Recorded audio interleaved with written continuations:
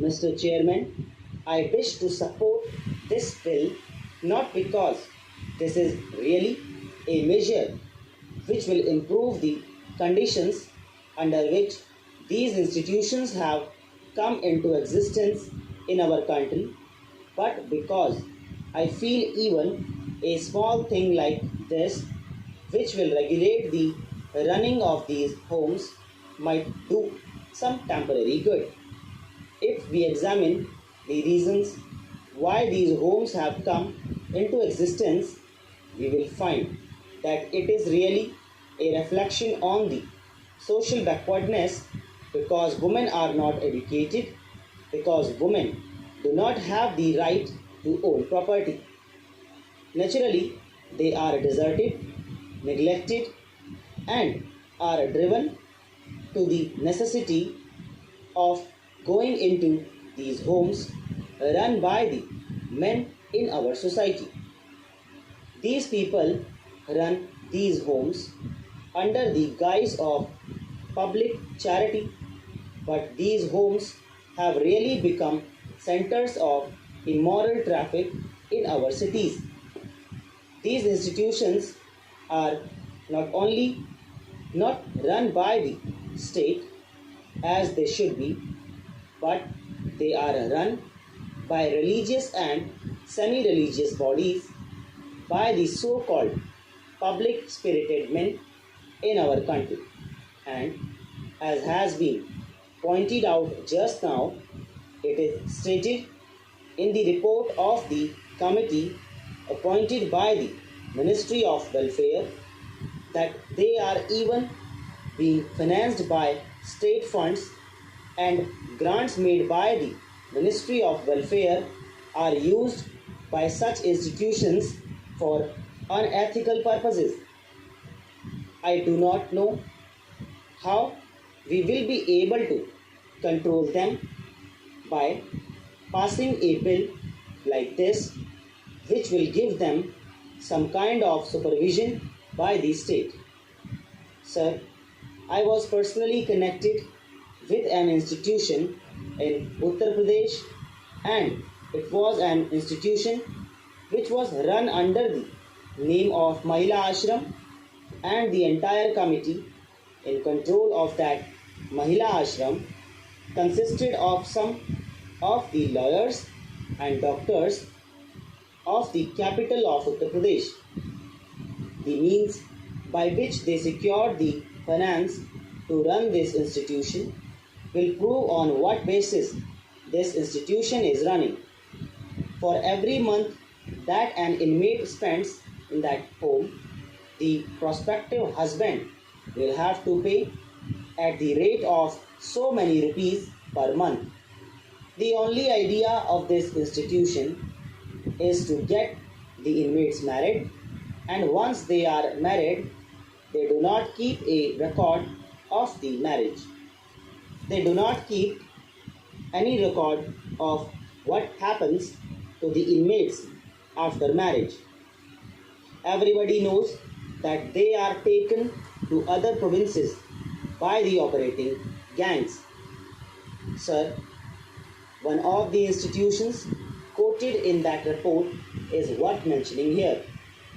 The committee went to Gaya in Bihar, and they found that these women were practically locked up as if they were prisoners in that house, and then they were asked as to how many of them would like to stay there. 12 out of the 16 ran out of the house.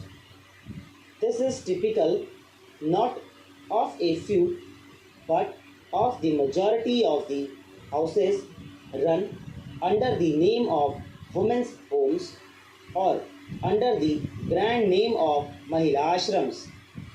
Only the other day in the Times of India, we read about a children's home run in Delhi with the financial aid of the Ministry of Welfare just to give a grant to an institution because it bears the name of women and children.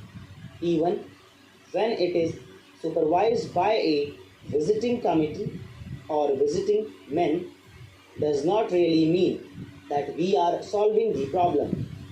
Money can be wasted. In fact, in our country, lakhs and lakhs of rupees are wasted by giving indiscriminate grants to institutions which are either run by semi religious or semi social welfare bodies. And I think the government, if not private members, should bring forward a bill which would be for the abolition or total separation of these homes. The only way to suppress the mishandling of this problem is to suppress the homes. Another thing I want to point out is that these homes flourish in a large way in those areas where social customs have militated against women. We don't find these homes flourishing with such popularity or in such large numbers in other parts of India, say in Maharashtra or Madhya Pradesh or in the south, where women have a good deal of freedom and educational opportunities, where social customs don't militate against the status of women. Therefore, we should pay increasing attention not only to giving grants or to bringing out bills like this, but also to giving adequate, perhaps better opportunities for women to have education.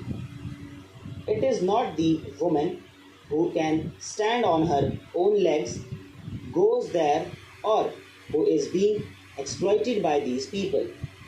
It is the weaker women, the women who are ignorant and who don't know what is right or wrong, that are being given false promises and taken to these homes and then handled like goods by the exploiter.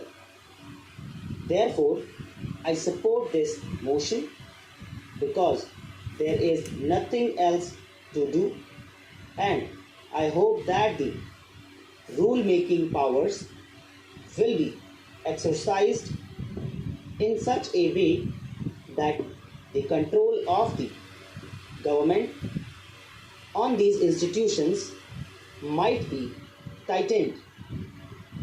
दोस्तों इसी के साथ